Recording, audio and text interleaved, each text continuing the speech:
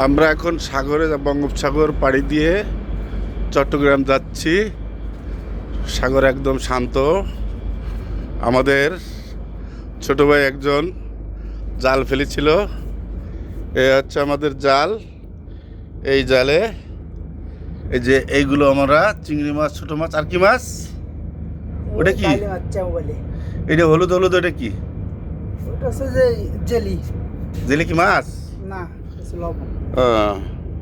হ্যাঁ, আবার ফেলাও, জাল ফেলাও।